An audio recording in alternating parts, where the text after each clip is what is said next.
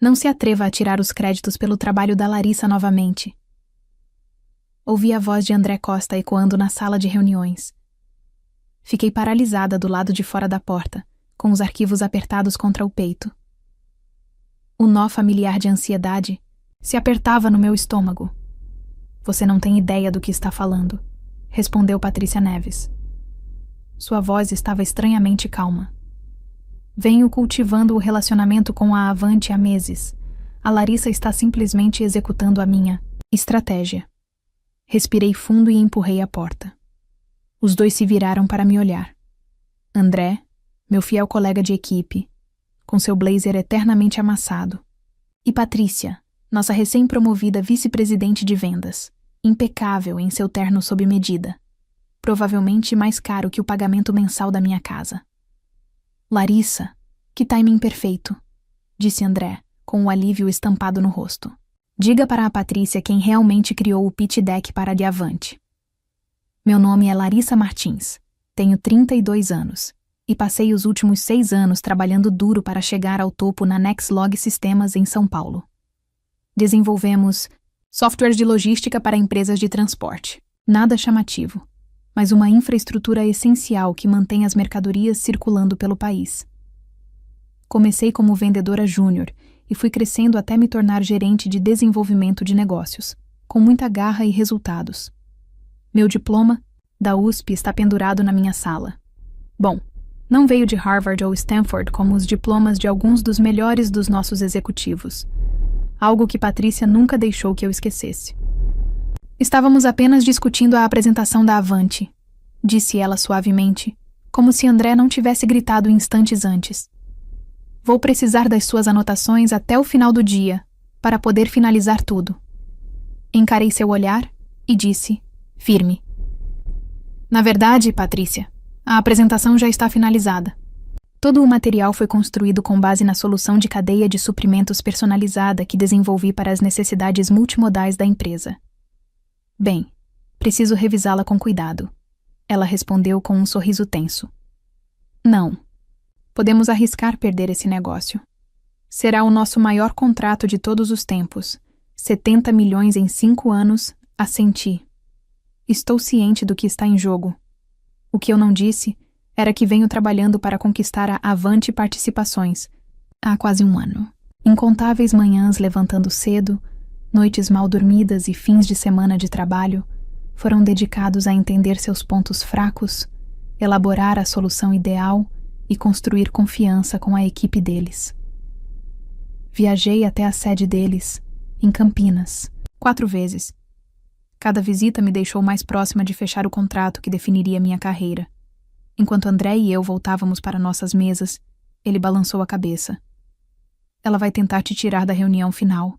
Você sabe disso, né? Suspirei. Deixa ela tentar. A Renata Vasconcelos não vai assinar nada se eu não estiver naquela sala.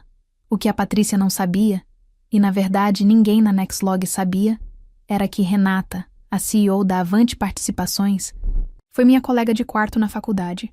Dividimos um apartamento apertado fora do campus por 2 anos, comendo macarrão instantâneo e virando noites juntas. Até hoje, nos encontramos para um brunch sempre que ela está em São Paulo. Nunca usei nossa amizade para fechar negócios. Seria antiético. Mas sem dúvida isso me ajudou a colocar o pé na porta. Enquanto eu voltava para minha mesa, vi um e-mail do nosso CEO solicitando minha presença na reunião executiva de amanhã. Um arrepio percorreu minha espinha. Algo me dizia que aquilo não era sobre uma promoção. A sala de reuniões executivas sempre me deixava desconfortável. Tudo muito polido, a mesa de mogno brilhante, janelas do chão ao teto com vista para o centro de São Paulo, o cheiro sutil de limpador de limão e de poder. Alisei meu blazer comprado em loja de departamento e me sentei na ponta da mesa, consciente demais de ser a única pessoa ali sem pedigree de Ivy League. Nosso CEO, Marcelo Sampaio, sentava-se à cabeceira da mesa. Sua expressão era ilegível, escondida atrás dos óculos de armação de aço. Patrícia estava sentada à sua direita, com um portfólio aberto à frente. Outros 3 executivos completavam a sala. Todos homens, todos usando ternos azul marinho praticamente idênticos. Larissa, Obrigado por se juntar a nós, começou Marcelo. A Patrícia me disse que você fez progressos significativos com a Avante Participações, assenti, puxando minhas anotações. Sim, estamos nos estágios finais. Eles já se comprometeram verbalmente com o pacote completo e devem assinar o contrato na próxima semana. São 70 milhões de reais em 5 anos, com opção de renovação. Marcelo se inclinou à frente, com os dedos entrelaçados. Um excelente trabalho. Seria o maior contrato da história da Nexlog. Obrigada. Respondi, com uma pontada de orgulho aquecendo meu peito.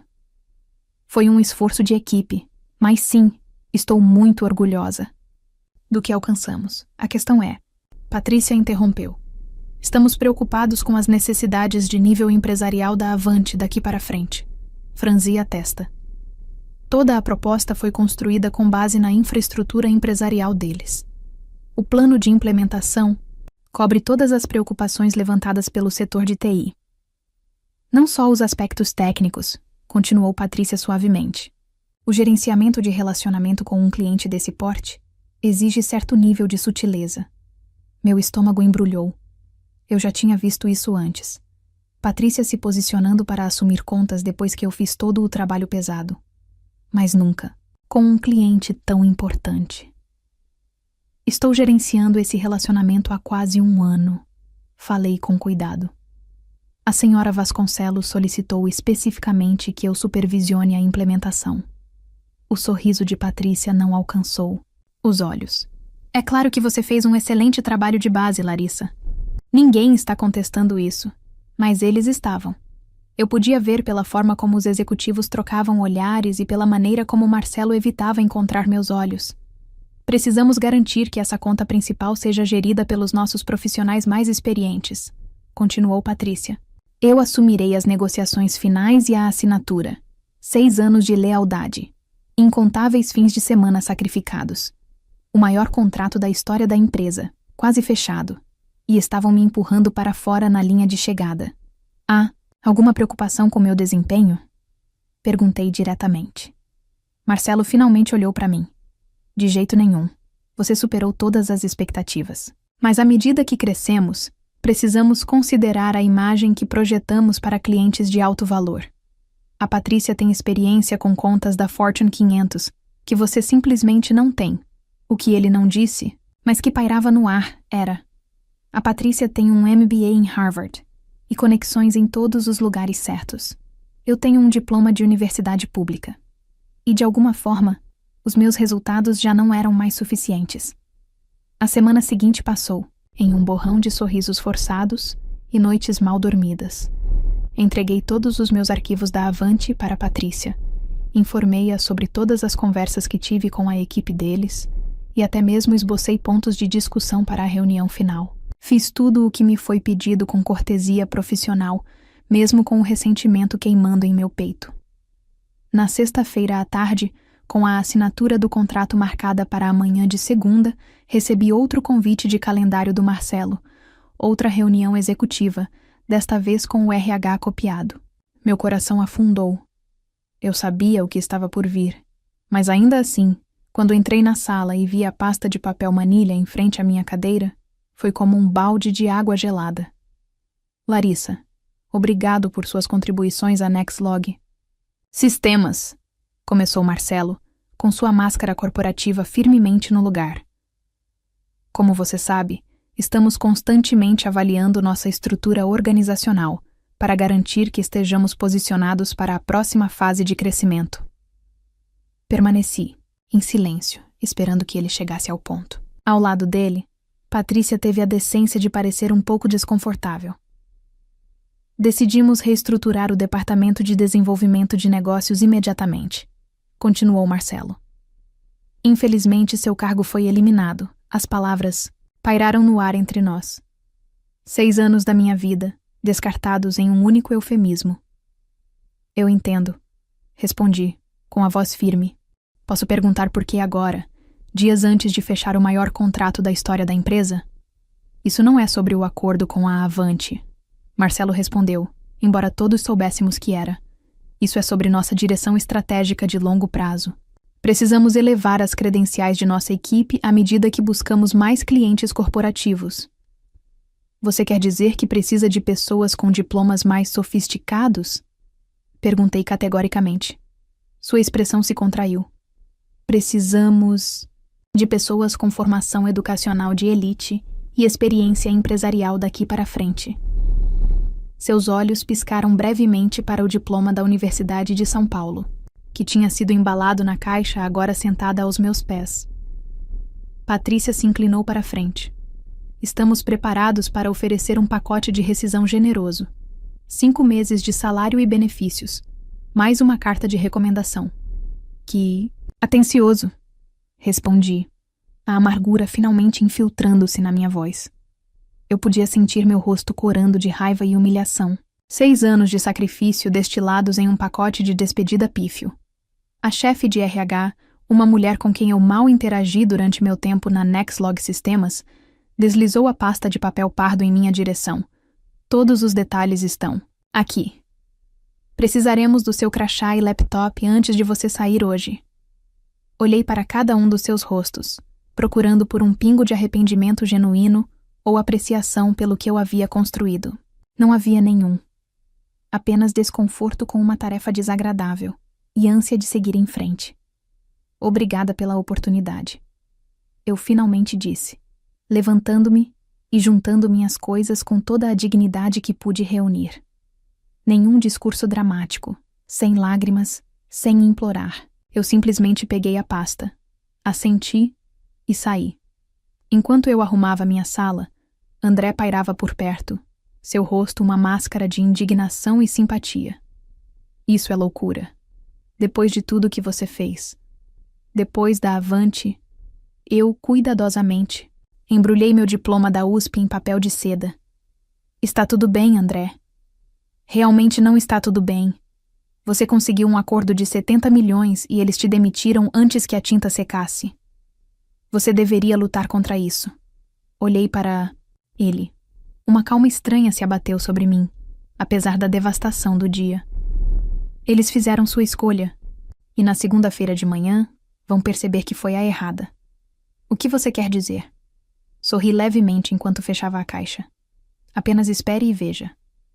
Segunda-feira de manhã, às 9h30, eu estava sentada no meu apartamento, de calça, de yoga, tomando café e navegando pelas listas de empregos, quando meu telefone acendeu com uma mensagem da Renata. Prestes a entrar na Cova dos Leões. Queria que você estivesse aqui. Um brunch neste fim de semana para comemorar? Sorri, digitando. De volta, com certeza. Boa sorte hoje. Me liga depois. Renata não sabia. O que eu não tinha contado a ela era que eu não estaria na reunião. Deliberadamente, não mencionei minha demissão durante nossa breve ligação no fim de semana. Alguns poderiam chamar isso de cálculo, mas eu preferia pensar nisso como deixar os eventos se desenrolarem naturalmente. Meu telefone vibrou novamente quase imediatamente com a resposta da Renata. É claro, mal posso esperar para trabalhar com você nisso.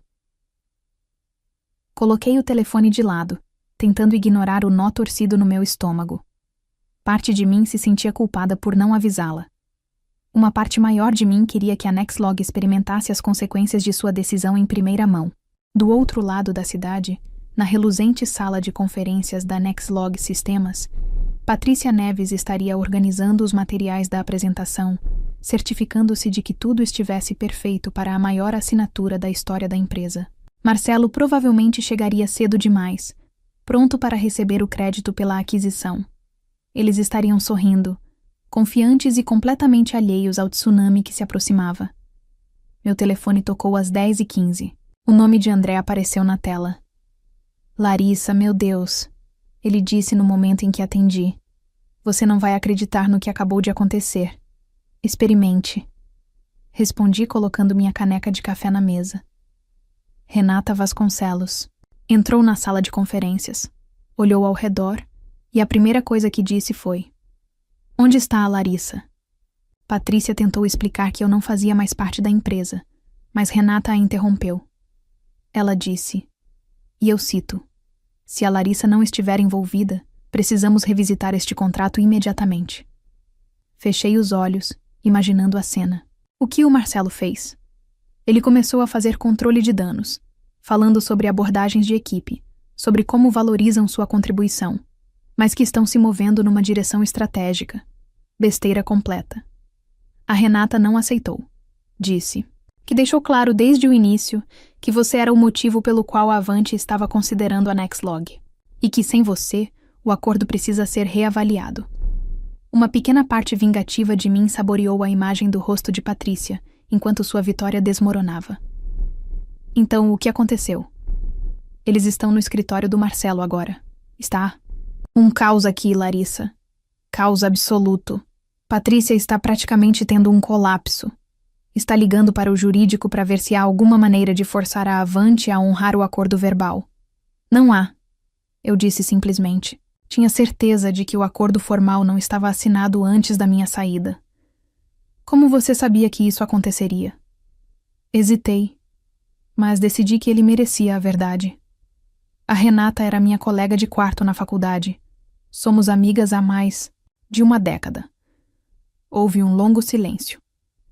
E a Nexlog não fazia ideia. Ele finalmente disse, algo como admiração na voz. Nunca perguntaram. Viram meu diploma de uma universidade pública e presumiram que eu não poderia ter conexões valiosas. Então, o que acontece agora? Era a pergunta com a qual eu vinha lutando o fim de semana todo. Uma parte de mim queria assistir a Nexlog, implodir sem o acordo com a Avante. Outra parte, o lado profissional que dedicou 6 anos àquela empresa, não conseguia simplesmente abandonar o navio. Isso depende do que eles fizerem a seguir. Respondi honestamente. Não tive que esperar muito para descobrir. Em menos de 1 hora, meu telefone estava explodindo. 3 chamadas perdidas da Patrícia, 2 do Marcelo, uma mensagem de texto de um número desconhecido, que acabou sendo da chefe de RH. Todas com níveis crescentes de pânico e polidez. Forçada. Deixei-os cozinhar por mais 1 hora antes de finalmente atender a 4ª chamada do Marcelo. Larissa, ele disse, alívio evidente na voz. Precisamos conversar. Estou ouvindo. Respondi, mantendo meu tom neutro. Parece ter havido um mal-entendido com a Avante. A senhora Vasconcelos está sob a impressão de que você é essencial para o negócio. Isso não é um mal-entendido, Marcelo. É um fato. Houve uma longa pausa do outro lado da linha. Quase pude ver Marcelo tirando os óculos, apertando a ponta do nariz, do jeito que fazia quando as negociações não iam do jeito que ele queria. Talvez tenhamos agido precipitadamente na sexta-feira, ele finalmente disse. Gostaríamos de discutir trazer você de volta para supervisionar a implementação do projeto com a Avante. Eu ri, incapaz de me conter. Você me demitiu há 3 dias porque eu não tenho um diploma da Ivy League e agora me quer de volta porque está prestes a perder 70 milhões de reais. Não é isso? Ele começou a responder, mas eu o interrompi. Foi exatamente isso que aconteceu, Marcelo. Vamos parar de fingir o contrário. Outra longa pausa. O que seria necessário para você voltar e salvar esse negócio? Eu passei o fim de semana considerando essa mesma questão. A princípio, alimentada por mágoa e raiva, imaginei exigir um salário exorbitante, a demissão da Patrícia, desculpas públicas. Mas quando a dor inicial desapareceu, a clareza emergiu. Eu não queria voltar para uma empresa que me descartou tão facilmente. Nenhuma quantia de dinheiro ou título poderia reparar aquela confiança quebrada. Nada. Respondi simplesmente. Não estou interessada em voltar. Todo mundo tem um preço. Marcelo insistiu. Diga o seu. Vice-presidência? Título? Participação na empresa? Os 2. Isso não é sobre dinheiro ou títulos. É sobre respeito. Você me mostrou exatamente o quanto valoriza minhas contribuições na sexta-feira à tarde. Admito que lidamos mal com a transição. Transição? Interrompi. Minha voz aumentando apesar dos meus esforços para manter a calma. Você me demitiu dias antes de fechar o maior negócio da história da empresa porque meu diploma não tinha pedigree suficiente. Isso não... É uma transição, Marcelo. Isso é elitismo puro e simples. A linha ficou em silêncio novamente. Quando Marcelo falou, Sua voz havia perdido o polimento executivo. Renata Vasconcelos está ameaçando sair. Estamos falando de 70 milhões de reais, Larissa. O conselho vai se reunir em caráter emergencial nesta tarde. Isso parece um problema seu e da Patrícia. Resolva com seus diplomas de elite, por favor. Ele disse algo, e pela primeira vez ouvi desespero real em sua voz. Apenas venha para uma reunião. Diga seus termos. O que quiser.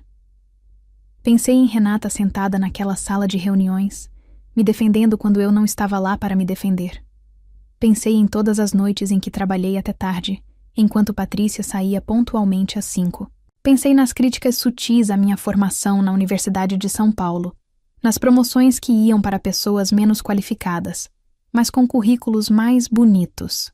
Pensei na necessidade constante de me provar repetidamente. Vou pensar sobre isso, disse finalmente. Ainda não estou pronta para fechar essa porta completamente. Mas enquanto isso, você deve saber que a Renata tem integridade. Se ela disser que o acordo depende do meu envolvimento, então depende. Desliguei antes que ele pudesse responder. Meu coração batia forte. O telefone tocou novamente imediatamente, mas deixei cair na caixa postal. Então apareceu uma mensagem de: Renata, essas pessoas são inacreditáveis. Eles te demitiram depois de tudo o que você fez para conseguir essa conta. Estou furiosa. Me ligue o mais rápido possível. Sorri, apesar de tudo, e liguei de volta para ela. Larissa! Ela exclamou ao atender. O que diabos aconteceu? Por que você não me disse que eles tinham te mandado embora? Eu queria ver o que eles diriam, admiti. Se iriam assumir ou tentar esconder. Bem, tentaram inventar alguma besteira sobre reestruturação e visão estratégica, mas eu não comprei. A arrogância dessas pessoas. Como se eu não fosse notar que você tinha ido embora. Obrigada por me defender, disse baixinho. Você não precisava fazer isso. Claro que precisava. Você é a única razão pela qual consideramos a Nexlog Sistemas em primeiro lugar.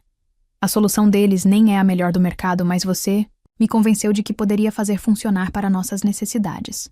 Hesitei antes de fazer a pergunta que estava pairando na minha mente. Então, o que acontece agora com o contrato? A voz de Renata assumiu aquele tom agudo e decisivo que eu reconhecia desde os tempos da faculdade, quando ela tomava uma decisão importante. Depende de você. Se quiser que eu me afaste completamente da Nexlog, eu me afasto. Mas tenho outra ideia, se estiver interessada. Estou ouvindo. Você se lembra do Pedro Nobre? Ele estava 1 ano à nossa frente, formado em economia.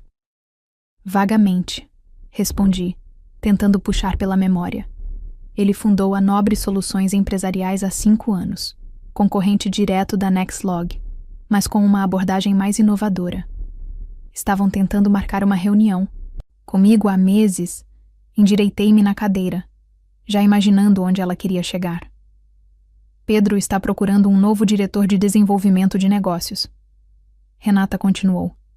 Alguém que entenda de software logístico e tenha conexões. Na indústria, parece alguém que você conhece. Você quer que eu vá trabalhar para um concorrente direto? Quero que você faça uma entrevista com eles, esclareceu. O que acontece depois é entre você e o Pedro.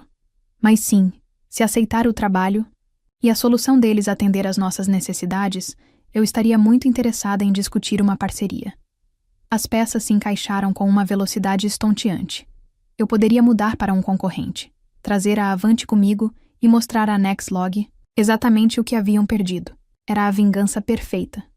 Profissional, limpa e completamente ética. Me envie as informações de contato do Pedro. Vou procurá-lo hoje. Já enviei uma mensagem para você? Respondeu Renata. E eu pude ouvir o sorriso em sua voz. Ele está esperando sua ligação. 3 horas depois, eu estava sentada em um café no centro de São Paulo, em frente a Pedro Nobre, fundador e CEO da Nobre Soluções Empresariais. Ele era mais jovem do que eu esperava. Mal tinha 40 anos, com a presença energética de alguém que construiu algo do nada. Renata fala muito bem de você, ele disse, após trocarmos gentilezas. Diz que você é a pessoa mais focada no cliente com quem já trabalhou. Eu acredito em relacionamentos mais do que em transações, respondi. A tecnologia muda, mas a confiança é constante. Passamos a hora seguinte discutindo sobre sua empresa, minha experiência e o mercado de software de logística. Diferente das entrevistas que fiz na Nexlog anos atrás, Pedro nunca perguntou sobre minha formação acadêmica. Ele estava totalmente focado em resultados e abordagens. Então, aqui está a situação, disse finalmente, inclinando-se à frente. Somos um player menor que a Nexlog, mas estamos crescendo rapidamente. Nossa tecnologia é superior, mais adaptável, nativa da nuvem, com uma interface melhor. O que nos falta é alguém que possa nos colocar na frente dos clientes corporativos, certos. Alguém com relacionamentos e conhecimento da indústria? Assenti. Exatamente. E vou ser direto, Larissa. Quero te contratar. Quero te oferecer o cargo de diretora de desenvolvimento de negócios, respondendo diretamente a mim. Autonomia total sobre sua estratégia de cliente, participação acionária na empresa e um salário que fará a melhor oferta da Nexlog parecer um insulto. Minhas sobrancelhas se ergueram. Esse é um belo argumento. Eu acredito em investir em talentos. Pedro deu de ombros. E pelo que a Renata me contou, você é exatamente o talento que precisamos. O fato da Nexlog ter sido estúpida o bastante para deixá-la ir só facilita meu trabalho. Pela primeira vez desde a sexta-feira, senti um sorriso genuíno se espalhar pelo meu rosto. Gostei da sua abordagem, Pedro. Quando você precisaria de uma resposta? Que tal agora mesmo? Ele me desafiou com um brilho nos olhos. Eu ri. Agradeço o entusiasmo, mas preciso ver a oferta formal primeiro. Tenho que admitir que estou definitivamente interessada. Justo. Eu a entregarei até o final do dia. Ele se levantou e estendeu a mão. Estou ansioso para trabalharmos juntos, Larissa. Quando apertamos as mãos, meu telefone vibrou com outra. Ligação de Marcelo. Silenciei sem olhar. Problema? Pedro perguntou, percebendo o gesto. Não mais. Respondi com certeza. Quando cheguei em casa, eu tinha 7 chamadas perdidas de executivos da Nexlog Sistemas, 3 mensagens de voz implorando por uma reunião e um e-mail de Patrícia que era quase cômico de tão desesperado. Apaguei todos eles e abri a oferta formal que Pedro tinha enviado. O pacote de compensação me fez engasgar. Salário base 2 vezes o que eu ganhava. Bônus significativo, participação acionária, subsídio de realocação se eu quisesse. Mais importante, o título e a autoridade que eu merecia. Assinei imediatamente e enviei por e-mail. Liguei para Renata. Estava feito. Disse a ela que começaria na Nobre na próxima segunda-feira. Perfeito. Ela respondeu com satisfação evidente na voz. Acabei de enviar um e-mail para a Nexlog, retirando-os formalmente das discussões de contrato. Como eles reagiram? Como se tivessem sido atropelados por um caminhão. Marcelo realmente sugeriu que poderiam entrar com uma ação judicial. Eu bufei. Com base em quais argumentos? Eu nunca assinei nada. Exatamente o que eu disse a ele. Também mencionei que estamos explorando outras opções que se alinham melhor com nossa direção estratégica. Os meses seguintes se desenrolaram como uma aula magistral de karma profissional. Comecei na Nobre Soluções Empresariais na segunda-feira seguinte, mergulhando no novo papel com entusiasmo e propósito. Pedro me deu liberdade para construir minha equipe e estratégia do zero, sem as restrições que enfrentei na Nexlog. Meu primeiro ato oficial como diretora de desenvolvimento foi me preparar para a reunião com a Avante Participações. Quando chegou a terça-feira, entrei na sala de conferências com confiança, cumprimentando Renata com um abraço caloroso antes de iniciar minha apresentação. 2 horas depois, tínhamos a estrutura de um acordo de 45 milhões de reais, em 5 anos, um pouco menor do que o acordo de tecnologia da Nexlog, mas com tecnologia significativamente melhor e suporte de implementação superior. As notícias se espalham rapidamente em nossa indústria. Quando se soube que a Avante havia assinado com a Nobre em vez da Nexlog, outros clientes tomaram nota. Meu telefone começou a tocar com ligações de contatos que cultivei ao longo dos anos, todos curiosos sobre o porquê da minha mudança e o que a Nobre oferecia que a Nexlog não podia. Eu nunca falei mal do meu antigo empregador. Não precisava. Os fatos falavam por si. A Nexlog me demitiu imediatamente depois que conquistei o maior contrato da empresa. E depois, perdeu esse mesmo contrato quando o cliente descobriu que eu havia saído. Foi um conto de advertência que os executivos passaram a sussurrar nas conferências do setor.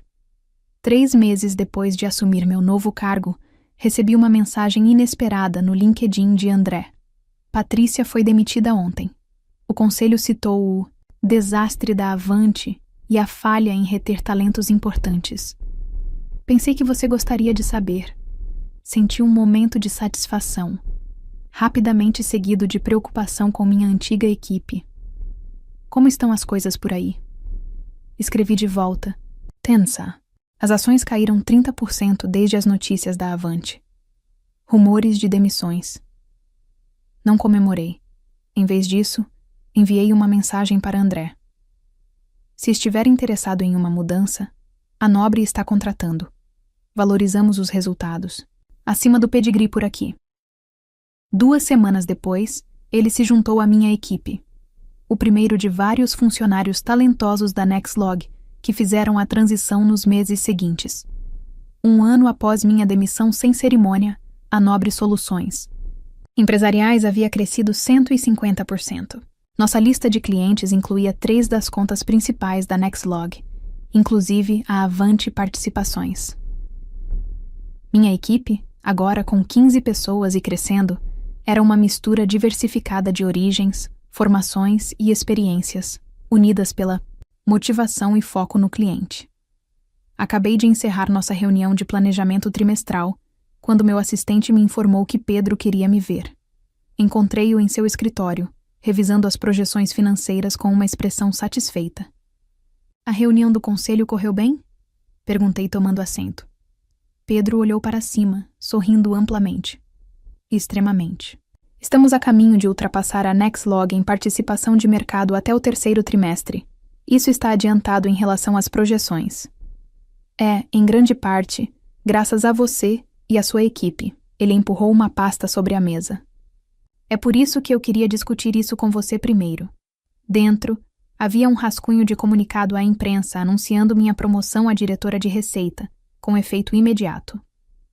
Pedro, eu não sei o que dizer. Consegui genuinamente.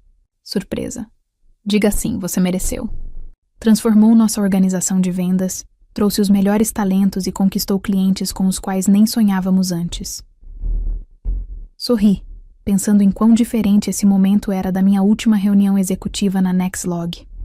Então, sim. Absolutamente sim.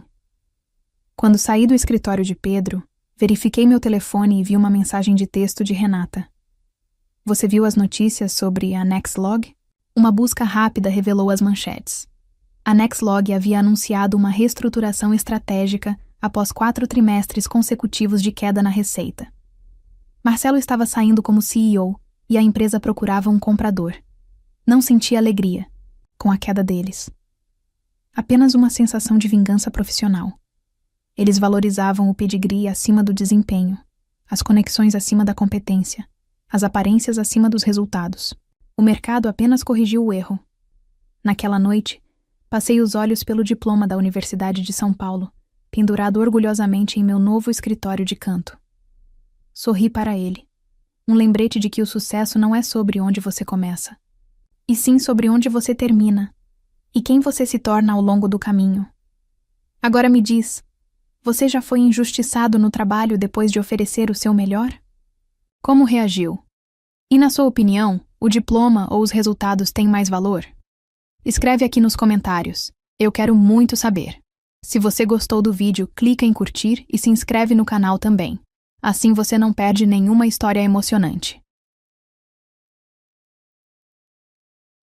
Não esquece, deixa também um comentário com uma classificação de 1 a 10 para mostrar o quanto você gostou. Assista também ao vídeo que agora está aparecendo na sua tela. Até breve. Quando eu tinha 19 anos, minha irmã me disse que eu era uma vergonha para a família. Ela disse isso suavemente, mas caiu como uma lâmina. Uma semana depois, meu pai trocou as fechaduras. minha mãe deixou uma sacola com minhas roupas na varanda. Sem adeus, sem explicação, apenas silêncio. Eles disseram que eu era imprudente, emocionalmente imprópria. Mas a verdade é que eu simplesmente não conseguia ficar quieta sobre o que eles fizeram. Por 15 anos eu desapareci. Mudei meu nome, cortei meu cabelo, apaguei todos os traços de quem eu era. Não porque eu estava envergonhada, mas porque sabia que eles nunca me deixariam levantar se soubessem o que eu havia me tornado. Então, uma tarde, eu entrei em um tribunal onde minha irmã estava sendo julgada. Não falei, não precisava. A juíza fez uma pausa, olhou para trás e perguntou: Espere, aquela é Kalina Vasques, a governadora? Todas as cabeças que se viraram ao redor da minha irmã ficaram boquiabertas. E naquele momento suspenso, todos os anos que passei enterrada, sob o silêncio deles, se abriram em outra coisa. Eles costumavam dizer que eu era um fracasso. Mas agora, a única coisa mais alta que o silêncio deles era o som do mundo finalmente me vendo. Estou prestes a compartilhar algo próximo ao meu coração. Mas antes de fazer isso, você pode dizer oi nos comentários? Ou me dizer de onde você é. Adoro saber o quão longe minha história chega. É sempre bom saber que não estou sozinha nisso. E se minha voz ressoa com você, mesmo que um pouco, não se esqueça de clicar em inscrever-se, para que não perca o próximo capítulo. Obrigado. E agora, deixe-me contar tudo. O ar em Nova Estrela, ESP, estava denso de calor. E dentro da casa, estava denso de expectativa. A família se reuniu ao redor da mesa de jantar, madeira polida refletindo o brilho, suave do lustre acima. Era um jantar de domingo, uma tradição que Martim Vasques mantinha com precisão militar. À cabeceira da mesa estava sentado o próprio Martim, chefe de polícia aposentado, patriarca e comandante de todas as coisas honradas. Ele ergueu um copo para Isadora, sua primogênita, enquanto a imagem dela passava pela tela da TV, sem som, atrás deles. Essa é minha garota, disse ele orgulhoso. Promotora da região da Barra dos Cedros, e agora apresentada na CNN. Uma verdadeira Vasques. Kalina estava sentada na outra extremidade, com o garfo equilibrado sobre o prato e os olhos abaixados. Ninguém olhou para ela. Ninguém perguntou como foi sua formatura. Ela havia subido ao palco na semana passada com um diploma em humanidades. Não em direito, não em medicina. Ela nem sequer havia contado a data. Sabia que eles não iriam. Ela sempre foi a estranha. Cadernos de desenho, em vez de blocos de anotações. Lia filosofia, pintava parques ao amanhecer. Sentava-se calmamente durante as refeições em família, como um eco distante de alguém que costumava importar.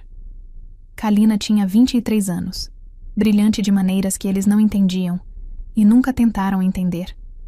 Então veio a tempestade. Começou com um ping no celular, uma mensagem de texto de um amigo. Depois outra. Então, uma mensagem de voz que ela nem queria ouvir. Quando abriu o laptop, estava em toda parte. Um vídeo privado, tirado durante as férias de primavera, agora era público. O rosto dela, o corpo dela, a voz dela. Tudo roubado, carregado, compartilhado. E o que havia por trás disso? O ex-namorado, amargo e vingativo, depois que ela terminou. Coisas que ela nem sabia que ele ainda tinha. Kalina nem teve tempo de chorar antes que o mundo dela desabasse. Isadora descobriu primeiro. Kalina só soube depois que ela havia enviado o vídeo diretamente para Martim, com uma única linha. Você precisa agir antes que isso piore. Não para proteger Kalina, mas para proteger a imagem da família. O jantar de família naquela noite nunca aconteceu. Martim invadiu o quarto de Kalina, com a fúria ondulando dele como fumaça. Você acha que nós te criamos para isso? Para o mundo te ver como uma condenada? Ele não terminou, não precisava. Eu não postei. Kalina engasgou. Eu fui a única violada. Você violou o nome Vasques. Ele estalou, jogando o diploma universitário dela na cama como uma conta que se recusava a pagar. Quer viver como lixo? Então faça isso. Sem meu nome, sem meu teto, sem meu dinheiro. Sua mãe, Lorena, estava na porta, o rosário enrolado firmemente nos dedos. Ela não disse nada. Nem sequer encontrou o olhar de Kalina. Kalina se virou para Isadora, talvez esperando por algo. Qualquer coisa. Mas sua irmã apenas ficou parada. Mãos cruzadas. Olhar frio. Nem sequer piscou. Kalina arrumou em silêncio algumas roupas. Seus cadernos de desenho. Seus diários. A mochila vermelha que carregava desde o primeiro ano. A luz do sol filtrava pelas persianas, cortando o quarto em sombras. Quando entrou na sala de estar, Martim estava esperando. Colocou o cartão do banco sobre a mesa. Não ligue. Não escreva. Sua mãe espiou por trás da cortina quando Kalina saiu para o crepúsculo sufocante. Não acenou. Não falou. Apenas observou. Na primeira semana, Kalina dormiu no carro de Ponzi de uma amiga. Depois, a gentileza acabou. No 7º dia, ela estava em um Via Sul Premium, indo rumo ao norte.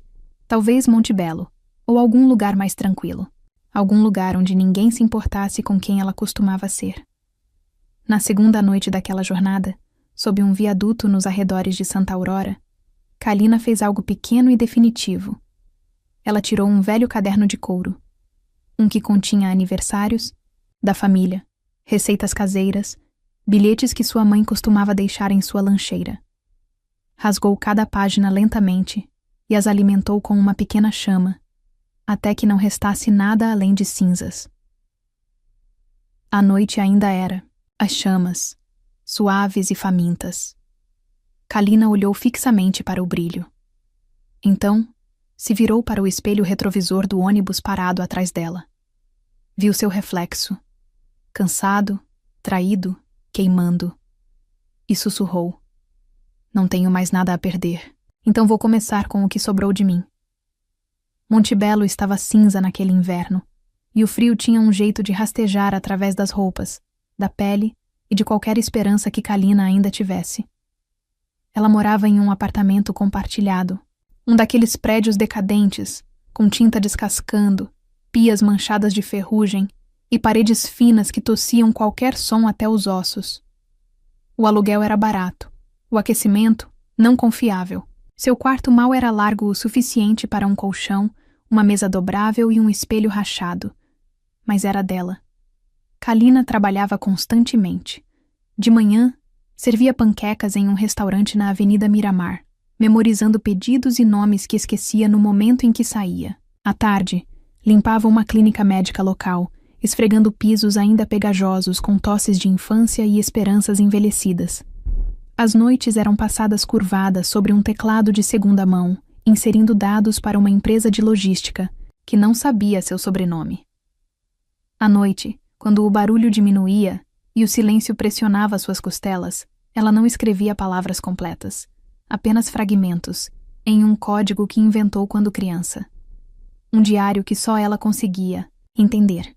Era sua forma de sangrar sem deixar manchas. Cada página que preenchia era um sussurro que ela não era corajosa o suficiente para dizer em voz alta. Ela pintava muito raramente. A tinta era cara. Mas uma noite, depois de uma particularmente brutal, durante o turno, ela usou uma escova de dentes velha mergulhada em acrílicos de loja para criar uma peça que parecia um corpo desabando em sua própria sombra. Ela a pendurou no canto mais distante da sala, atrás da cortina. Ninguém nunca perguntou sobre aquilo. Parecia certo. Então veio a tesoura. Uma manhã, sem aviso, ela cortou o cabelo no espelho do banheiro. Os fios caíam na pia como pétalas mortas. Não foi dramático. Não foi um colapso. Foi uma decisão. Uma queda. Ela registrou um novo nome no quadro de empregos local. C. V. Rocha. Apenas o suficiente para se esconder em plena vista. O suficiente para se tornar alguém novo. Uma noite, durante um plantão na clínica, Kalina ouviu gritos em espanhol. Entrou, no corredor, e viu uma mulher pequena e apavorada segurando uma criança, enquanto um policial corpulento pairava sobre ela com uma pilha de papéis. Assina! O policial latiu. Já está processado. Apenas assine. A mulher não entendeu. Ou talvez tivesse entendido, mas o pânico a paralisou. Kalina entrou com o coração batendo forte. Ela não vai assinar isso, disse com a voz afiada. Quem diabos é você? Ela não vai assinar, repetiu Kalina. Pegou o formulário. Seu software está desatualizado. Esses papéis são inválidos. Era mentira, mas funcionou. O policial hesitou, resmungou e saiu. A mulher chorou baixinho na jaqueta da filha. Mais tarde naquela semana, Kalina foi chamada num pequeno escritório. Ela meio que esperava ser demitida. Em vez disso, se viu sentada à frente de um homem chamado Dário Lucena, diretor da Horizontes Livres, uma organização sem fins lucrativos que ajuda imigrantes indocumentados. Você sabe que a maioria das pessoas não faz o que você fez, ele disse. Eu sei, respondeu Kalina. A maioria das pessoas ainda tem algo a perder. Ele sorriu. Venha trabalhar conosco, não como faxineira. Kalina começou de baixo novamente. Buscava café, traduzia documentos, fazia recados. Mas observava, aprendia. Começou a redigir propostas. Depois a escrever planos de extensão comunitária. Eventualmente, coordenava subsídios e orçamentos equilibrados. Fez cursos de política online à noite, estudou direito imigratório nos fins de semana, participou de reuniões do conselho municipal só para entender a linguagem do poder. Ela nunca mais usou a palavra lar, ao menos não em voz alta. Mas um dia, depois de garantir moradia de emergência para uma família de 4 pessoas que fugira da violência de cartel, um jovem estagiário lhe perguntou: por que você faz isso? Kalina fez uma pausa. Não precisava pensar. Porque não tenho uma família para voltar, disse. Então estou construindo um lugar ao qual eu possa pertencer. E de alguma forma, nos espaços entre fazer o bem e permanecer invisível, Kalina começou a lembrar como era respirar novamente. 3 anos depois da noite em que arrancou uma ordem de deportação das mãos de uma mãe assustada, Kalina estava numa câmara com painéis de madeira da prefeitura, falando com uma voz tão calma que ecoava como trovão. Tornara-se uma presença familiar no mundo da defesa dos imigrantes de Monte Belo, MG. Afiada, implacável, assumidamente baseada em princípios. Sua reputação não era grandiosa, mas era sólida.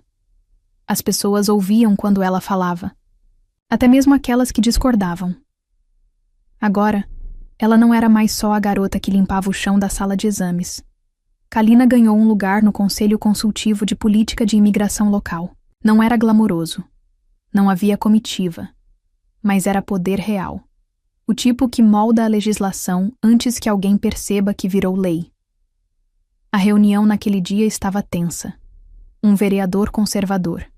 Gravata engomada, maxilar permanentemente. Cerrado. Defendia uma maior cooperação nos abrigos de Monte Belo. Kalina, sentada ao final do painel, esperou ele terminar. Então se inclinou para a frente e disse com a voz firme: se a lei se recusa a crescer com a justiça, então a justiça deixa de ser legal e passa a ser apenas ornamental. A sala ficou em silêncio. Algumas pessoas aplaudiram. O vereador não respondeu. Depois, um jornalista da revista Nova Serra se aproximou dela no corredor. Jovem, ansioso, olhos afiados. Adoraríamos fazer um artigo sobre você, disse ele. Líder local, defensora dos imigrantes, o rosto da mudança. Esse tipo de coisa, Kalina piscou. Algo em seu estômago revirou. Só se você não usar meu nome completo, respondeu. Ele pareceu confuso. Sem foto. E pode me chamar de C.V. Rocha.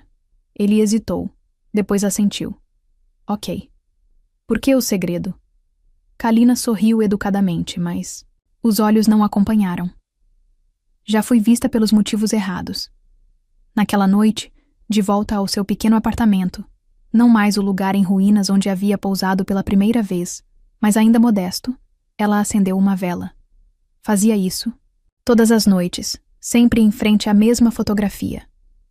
Era um antigo retrato de família. exceto que ela havia raspado seu próprio rosto com uma moeda. O que restava era um borrão fantasmagórico, onde seu sorriso costumava estar. Ela sussurrou as mesmas palavras de sempre, antes de apagar a chama. Seja lembrado pelo que você faz, não pelo que te chamavam. Algumas noites ela se perguntava se sua mãe ainda guardava fotos dela ou se seu pai contava a alguém que ela estava viva. Ela não os pesquisava no Google, não verificava redes sociais. A distância era intencional e necessária. A cura nem sempre era um movimento para frente.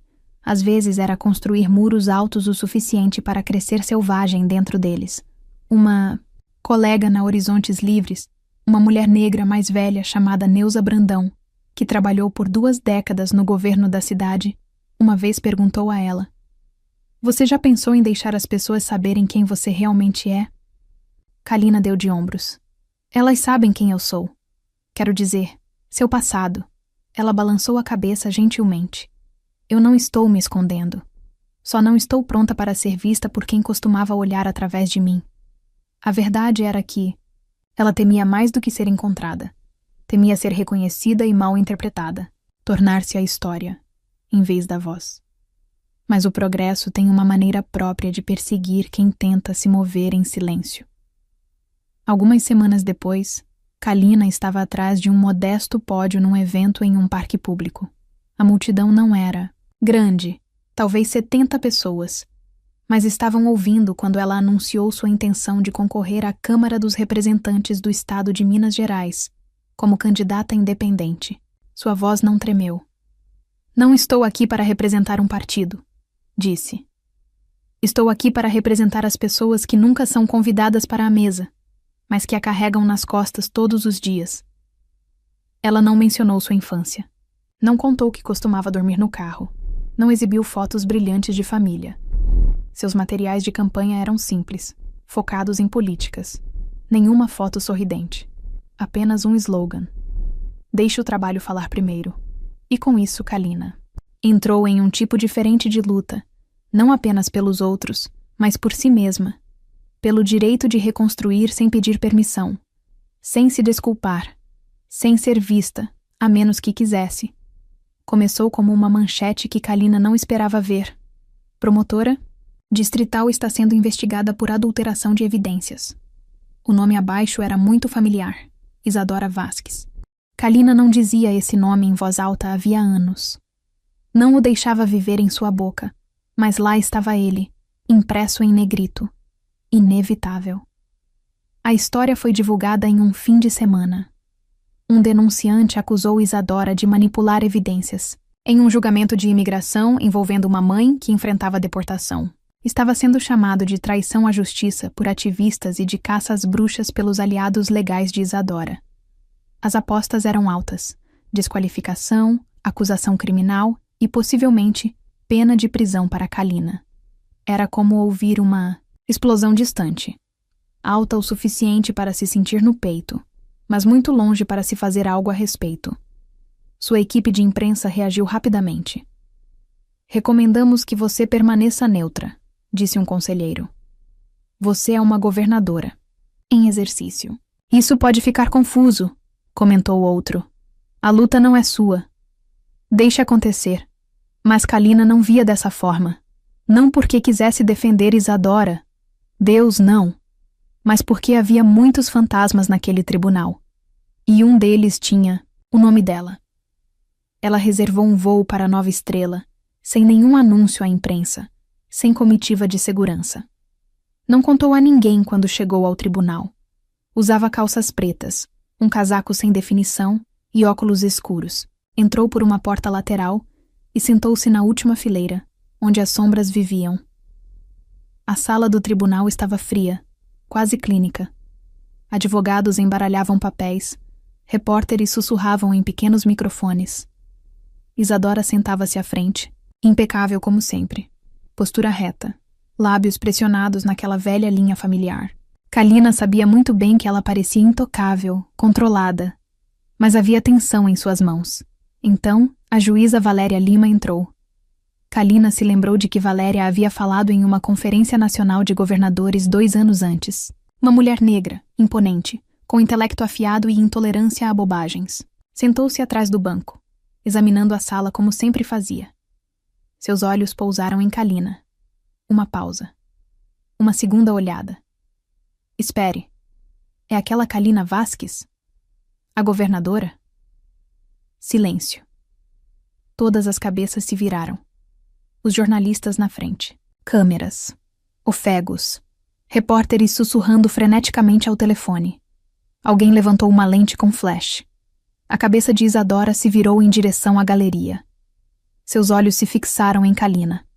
Olhos que antes reviravam com desdém, agora arregalados de descrença. Lorena Vasques sentou-se rigidamente ao lado da filha. Ficou branca como giz. Sua mão voou ao peito. Sussurrou algo. Talvez uma oração, talvez uma maldição. Martim Vasques se inclinou para a frente, semicerrando os olhos, como se tentasse decifrar se o fantasma de uma filha renegada havia retornado para assombrá-lo, em carne, osso e poder. Kalina não vacilou, não assentiu, não acenou. Apenas ficou sentada, com a coluna ereta, como se sua mera presença naquela sala já fosse uma declaração, o que de fato era. A juíza pigarreou, recompôs-se e os procedimentos foram retomados. Mas o ar nunca se acomodou completamente, depois disso. A cada poucos minutos alguém olhava para trás. A governadora estava na sala. E ela não estava ali para salvar ninguém. Fotógrafos clicavam sem vergonha. Um tentou se aproximar até que um oficial de justiça o fez recuar. Kalina os ignorou. Ela viera para testemunhar, não para interferir, não para confortar, nem mesmo para falar. Ficou até o adiamento. Então se levantou de seu assento e saiu pela porta lateral, do mesmo jeito que entrou. Ninguém a chamou. Ninguém a seguiu. Quando voltou para o hotel, seu telefone já estava agitado com chamadas perdidas, mensagens de texto e recados de veículos de imprensa dos quais ela não ouvia falar havia anos. Seu rosto estava nas notícias. Seu nome era tendência. Mas desta vez, não foi escândalo ou vergonha que a trouxe ali. Foi presença. Sentou-se perto da janela naquela noite, observando as luzes da cidade que um dia chamou de lar. Seu reflexo, no vidro, não parecia mais uma sombra, mas algo mais denso, algo visível. Kalina Vasques havia voltado, não como filha, não como irmã, mas como um acerto de contas. Não levou nem 24 horas para o nome de Kalina dominar o ciclo de notícias. Seu retorno ao tribunal abriu um cofre que ninguém tocava há mais de uma década. Cada veículo de comunicação tinha sua própria versão. O passado secreto da governadora de Montebello, a irmã misteriosa da promotora indiciada, do escândalo ao Senado, a redenção de Kalina Vasques. A esquecida Vasques, Kalina, é a verdadeira estrela da família. E então, a verdadeira tempestade atingiu. Alguém desenterrou o clipe. O velho vídeo granulado, aquele que ela pensou ter desaparecido no esquecimento da internet, reapareceu, pixelado, mas inconfundível. Kalina, aos 23 anos. Um aluguel de férias de primavera. Um garoto com um celular e muito ego. E o mundo assistindo. As manchetes ficaram mais nítidas, mais duras. Um talk show até entrevistou seu ex-namorado, que sorriu timidamente e disse: "Éramos jovens. Ela sabia que eu tinha a filmagem. Não pensei que fosse tão longe." Kalina assistiu ao segmento sozinha. Em seu escritório, suas mãos estavam paradas, o rosto inexpressivo. Não vacilou. Não pediu controle de danos. Deixou ir ao ar. Deixou queimar. Estava cansada de fugir. Sua equipe se embaralhou. Devemos emitir uma nota? Podemos ameaçar ação legal? Devemos tirar do ar? Kalina disse não a tudo. Ela apenas sussurrou: "Deixem que olhem." Eu já sobrevivi sendo vista antes. Então, Martim Vasques ligou. Sua voz ainda afiada, carregando o peso do comando, como se Kalina tivesse 16 anos novamente, sendo repreendida por usar batom. "Você está usando nosso nome para se promover?" Disse ele friamente. arrastando nosso legado na lama em troca de atenção. Kalina recostou-se na cadeira. Seus dedos batiam levemente na borda da mesa. Eu carreguei esse nome por mais tempo do que você me carregou. Respondeu firme. Eu não pedi para ser uma Vasques. Continuei sendo uma para lembrar quem eu não quero me tornar. Clique. Ele desligou. Naquela noite, Lorena Vasques foi levada às pressas ao hospital com um pico de pressão arterial. Kalina descobriu por uma ligação silenciosa de seu primo em Nova Estrela.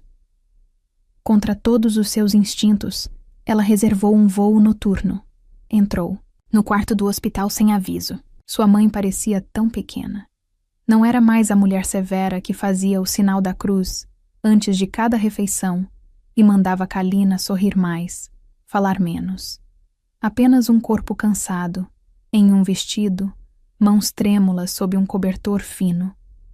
Seus olhos se encontraram. Kalina, sussurrou Lorena.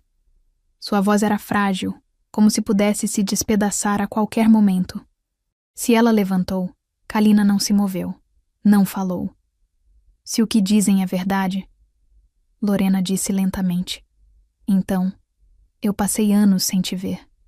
Lágrimas brotaram nos olhos da mulher, já idosa, mas Kalina não chorou. Sentou-se ao lado da mãe, pegou sua mão gentilmente e segurou-a em silêncio. Não como uma filha buscando perdão, não como alguém oferecendo-o, apenas como ela mesma. Ela não disse, eu te perdoo. Isso teria sido muito organizado, muito fácil. Kalina aprendeu que a cura às vezes vem sem permissão, sem uma declaração. Quando Lorena adormeceu, Kalina enfiou a mão na bolsa e tirou uma pequena tela. Deixou-a sobre a mesa de cabeceira. Era uma pintura que ela havia feito meses antes, uma mulher parada no deserto. Sua silhueta se estendia longa e desproporcional atrás dela. O título era Testemunha. Kalina saiu sem deixar bilhete. De volta a Montebello, o frenesi da mídia não havia se acalmado. Jornalistas esperavam do lado de fora. Editorialistas de seu gabinete especulavam sobre seu passado. Equipes de filmagem acampavam perto de sua residência. Ela não deu entrevistas, nem postou em redes sociais, nem fez declarações selecionadas. Mas também não recuou. Na próxima reunião de gabinete agendada, ela entrou na sala com sua calma habitual. Sua equipe parecia tensa. A sala estava carregada de expectativa. Ela subiu ao pódio. Não vou reescrever o passado, disse ela, com a voz clara e inabalável. Mas decidirei como ele será usado daqui em diante. Então ela abriu a reunião. Ninguém ousou fazer perguntas. Ela tinha falado, e esse silêncio, conquistado, possuído e inegável, era mais alto do que qualquer manchete que pudessem imprimir. A acusação chegou a todos os canais de notícias como um escândalo de queima lenta. Finalmente, acendeu uma luz. Isadora Vasques, antes a promotora de ouro do interior paulista, agora enfrentava acusações criminais por adulteração de evidências em um caso de imigração de alto perfil. Círculos jurídicos que antes a elogiavam cortaram laços silenciosamente, como ratos fugindo de um navio afundando. Sussurros se transformaram em declarações de ex-colegas. Citações de imprensa cuidadosamente formuladas chamavam as alegações de profundamente preocupantes. Uma traição à confiança pública. Seu nome, antes falado com orgulho, agora se agarrava à vergonha. Kalina assistiu a tudo de Montebello com cara de pedra. E então, o telefone tocou. O nome de sua mãe apareceu na tela. A voz de Lorena era fina, tremendo como o vento por entre folhas secas. E então ela disse, já chorando, por favor, volte para casa, só mais uma vez. Venha jantar. Kalina não respondeu imediatamente. Mais tarde, naquela noite, outra mensagem chegou. Dessa vez, de Martim. Não foi uma ligação, nem mesmo uma mensagem de voz. Apenas um texto. Precisamos conversar. 15 anos. 15 anos de silêncio. Fingindo que ela não existia. E, de repente, todos se lembraram do número dela. Contra todos os instintos, Kalina disse sim. Naquela sexta-feira, Ela chegou à casa da família Vasques em Rihia, pouco antes do pôr do sol. A varanda parecia menor do que ela se lembrava, como se tivesse encolhido com a idade. Por dentro, os móveis estavam polidos, o ar denso com cheiro de óleo de limão e tensão nervosa. Eles estavam todos lá. Lorena abriu a porta com um sorriso, trêmulo, o rímel já borrando nos cantos. Martim estava atrás dela, rígido numa camisa recém-passada. Isadora sentava-se na extremidade da mesa, cabeça baixa, dedos nervosamente girando um guardanapo. O assento reservado para Kalina era a mesma velha cadeira em que ela sentava quando era menina, mas havia sido estofada novamente. Couro novo, costurado firmemente. Um casaco brilhante sobre uma estrutura lascada. A refeição foi elaborada.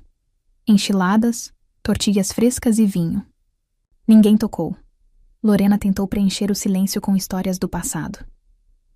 Lembra quando você costumava desenhar nos guardanapos? Perguntou a voz falsamente brilhante. Martim acrescentou. Seus cartazes de campanha foram muito profissionais. Eu li um de seus discursos. Bastante impressionante.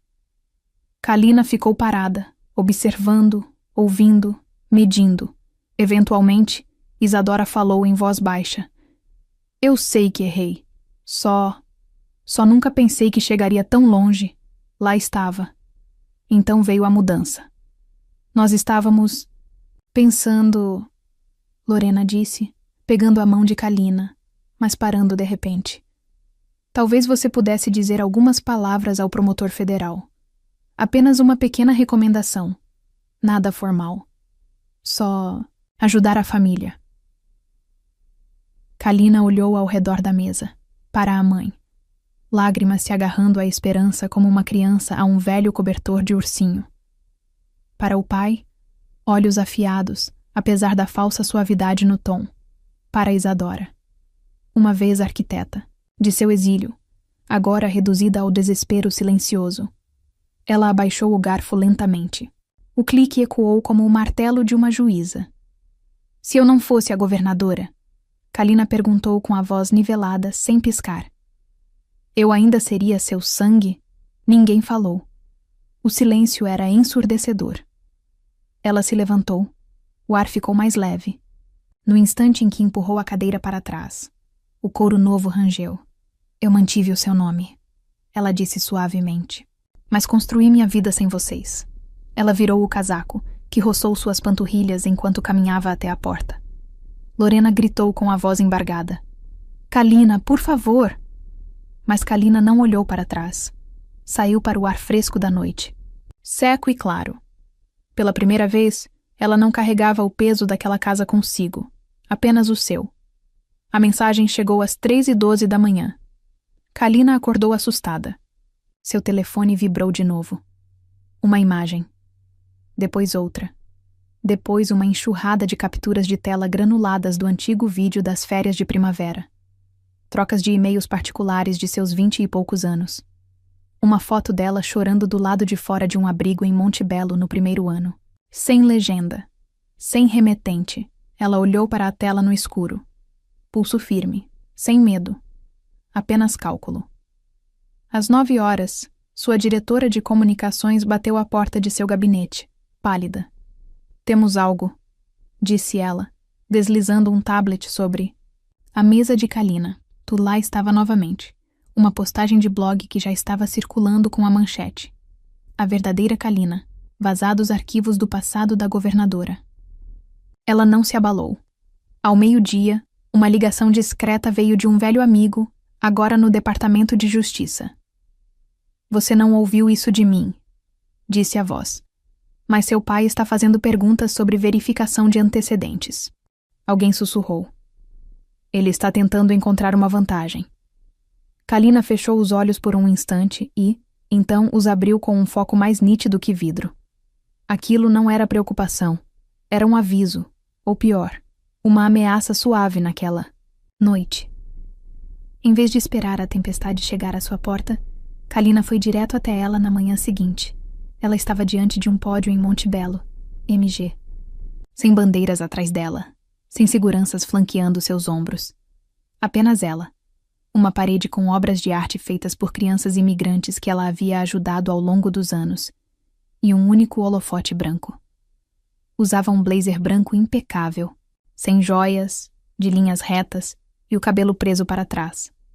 Era uma mulher desarmada, mas intocável. Todos nós vimos como o poder funciona, começou. Ele nem sempre vem na forma de violência ou leis. Às vezes chega em sussurros, em lembretes de quem é seu pai, em ameaças disfarçadas de jantares em família. Ela fez uma pausa. Este projeto de lei é para qualquer um que já teve seu passado usado contra si por pessoas que deveriam protegê-lo. Ela apresentou o projeto de lei de proteção a testemunhas da justiça, uma proposta para criminalizar qualquer tentativa de manipular figuras públicas, denunciantes ou autoridades por meio de pressão familiar, relacionamentos passados ou ameaças à reputação. Foi ousado, pessoal e inequivocamente direto. Ela não citou nomes, mas todos os meios de comunicação sabiam. Todos os legisladores sabiam. Todos os membros da família Vasquez sabiam. A mídia explodiu novamente, mas desta vez não estavam arrastando-a. Eles a apoiaram. Seus editoriais elogiaram o projeto de lei, assim como os artigos de opinião muito esperados, que celebraram sua postura contra a intimidação geracional. As manchetes mudaram. Governadora Vasquez redefine a armadura política. Ela lutou contra sua família. Agora, luta pelos silenciados. Martim Vasquez. Lorena silenciosa, sem ligações. Isadora, sem mensagens de texto, sem contato. Ninguém ousou. Kalina caminhou pelas ruas de Monte Belo no fim daquela semana como qualquer outro cidadão. Sem repórteres a reboque, sem câmeras a seguindo. Apenas uma mulher quieta, com um casaco azul marinho, café na mão, cruzando a Rua 14 com a Rua Bonança, sob a suave luz dourada do outono. Ninguém a parou. Ninguém chamou seu nome. E ela sorriu. Eu gosto assim, pensou, porque eu não preciso ser lembrada para continuar fazendo o que ninguém mais ousa fazer. Era pouco depois do meio-dia quando sua assistente bateu suavemente. Senhora, Isadora Vasquez está no saguão. Kalina ergueu os olhos das anotações. Ela marcou o horário? Não, senhora. Ela só pediu para vê-la sozinha. Houve uma pausa, uma longa. Kalina acenou com a cabeça uma vez. Mande ela entrar. Ela limpou a mesa de tudo, exceto um único copo de água. Sem câmeras. Sem aparelhos. Nenhuma segurança. Quando Isadora entrou, parecia uma sombra da mulher dos tribunais passados. Sem maquiagem, olheiras, uma blusa simples e jeans. Os ombros mal se sustentavam.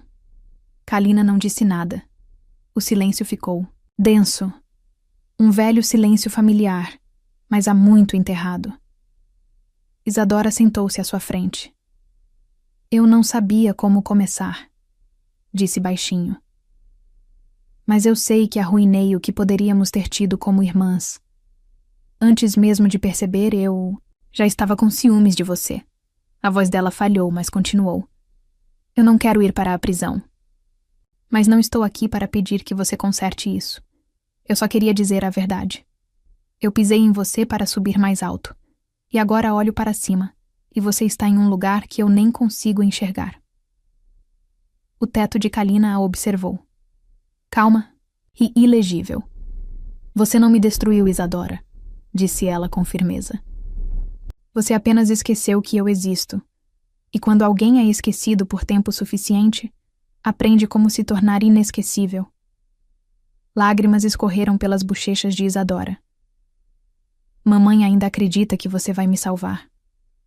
Kalina virou ligeiramente a cabeça, olhando pelas janelas altas do escritório para a cidade além. Eu não estou aqui para salvar ninguém, disse. Eu me salvei para que ninguém pudesse me afogar novamente. Isadora assentiu lentamente. Sua voz suavizou. Obrigada por não me odiar mais do que eu mereço. Kalina não respondeu. Não houve abraço, nem perdão, nem despedida emocional. Apenas um silêncio honesto entre duas mulheres que um dia compartilharam um quarto uma linhagem e anos de danos invisíveis. Quando Isadora se levantou para sair, sua mão roçou a borda da mesa de Kalina. Ali, quase escondido sob uma pasta, havia um pedaço de papel. Uma carta sem assinatura. Um pedido de clemência que Kalina uma vez escreveu e queimou. Na manhã seguinte, ela se lembrou de um telefonema diferente, de 15 anos atrás, quando uma irmã sussurrou ao pai. É ela no vídeo. A porta se fechou atrás de Isadora. Kalina sentou-se novamente, abriu o próximo rascunho de seu pacote de reforma judicial e começou a escrever outra vez.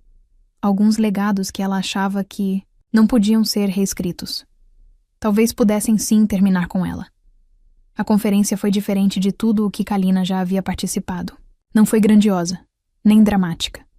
Mas era uma sala cheia de histórias silenciadas, esperando para serem libertas. Era uma reunião estadual sobre painéis de reforma da justiça familiar, sobre denunciantes que expuseram corrupção dentro de corporações, instituições políticas e, o mais dolorosamente, dentro das próprias famílias. Sobreviventes que antes eram filhas, filhos, parceiros, funcionárias. Todos punidos não por mentir, mas por dizer a verdade, muito perto de casa. Kalina ficou nos bastidores assistindo, enquanto o vídeo introdutório final exibia uma montagem de rostos desfocados, por segurança. Vozes e legendas disfarçadas relatando traições de pais, maridos, chefes, sangue.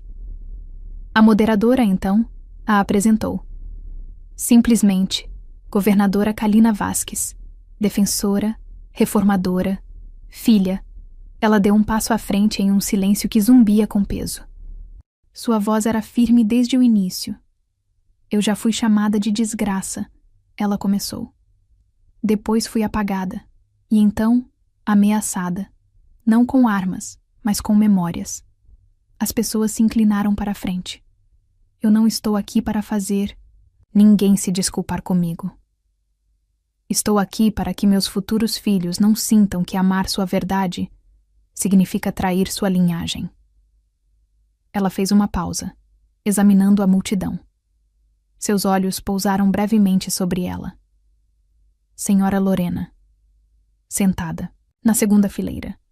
Mais velha, menor de alguma forma, suas mãos firmemente entrelaçadas. Ela não falou, mas lágrimas escorriam silenciosamente por seu rosto. Mais para trás, quase escondido pelas sombras, estava Martim, sem terno, sem distintivo, apenas um homem em uma camisa simples, braços cruzados sobre o peito como um escudo que não funcionava mais. Isadora não estava lá, mas na primeira fila, um assento vazio carregava uma única placa impressa. Reservado para quem ela um dia esperou ser. Kalina sorriu para os suspiros sutis que percorreram a sala. Então veio a reviravolta. Eu gostaria de anunciar uma nova política, ela disse. É chamada de Lei de Parentesco Público, ou, como eu a chamo, Cláusula de Transparência Familiar. Sob a nova legislação, funcionários públicos teriam permissão para declarar relacionamentos familiares que representassem um conflito de interesses sem medo de retaliação, rebaixamento ou de serem considerados desleais. Era uma forma de proteger denunciantes, não apenas de estranhos, mas também daqueles que compartilhavam seu DNA. Porque o silêncio, disse Kalina, não deveria ser o preço do pertencimento. A imprensa pegou fogo. Finalmente, algumas manchetes diziam: uma líder que nomeia a ferida antes que ela ferva. O discurso foi transmitido ao vivo por todo o país. Alguns aplaudiram, outros choraram. Alguns o chamaram de pessoal demais para a política.